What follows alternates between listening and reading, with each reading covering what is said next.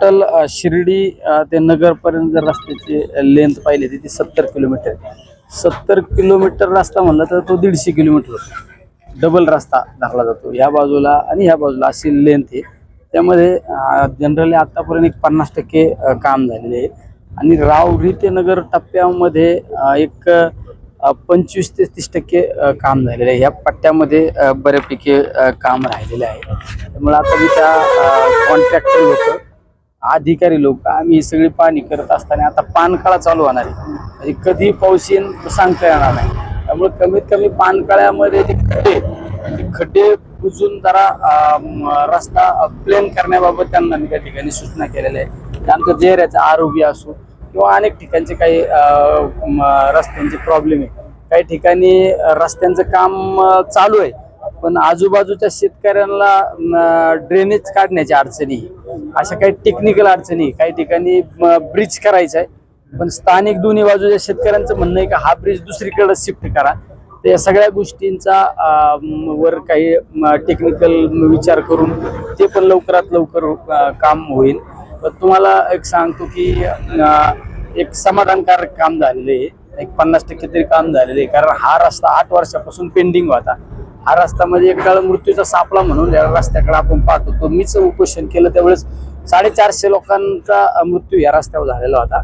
त्यामुळं 1 वर्षापासून या कामाला जरा ग्रोथ मिळाली. हे सगळे इंजिनियर साहेब आहेत. तर एक चांगल्या पद्धतीने 50% जरी काम म्हणलं पण नाशिकला कुंभच्या आत काम पूर्ण होईल. पावसामुळे अडचणी येतील पण तुम्हाला मी सांगितलं की 1 वर्षापूर्वी या रस्त्याच्या अनेक हिस्ट्री आहेत.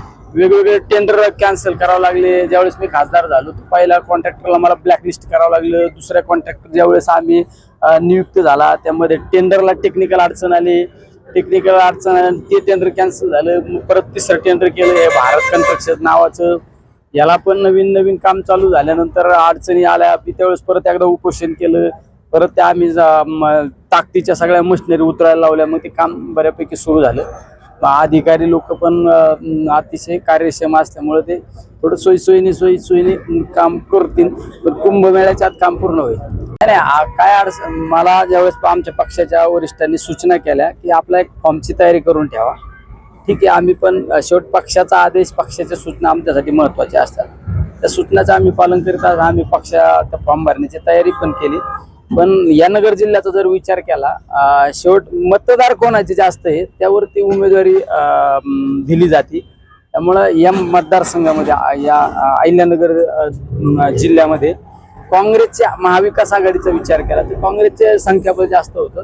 त्यामुळे ती जागा त्यांच्या वाट्याला गेली. त्यांच्याकडून ते करन्स असा नाही म्हणून त्यांनी फॉर्म भरले. महाविकास आघाडीचे मत महाविकास आघाडीच्या विचाराच्या उमेदवाराच्याच पाठीशी उभं राहते.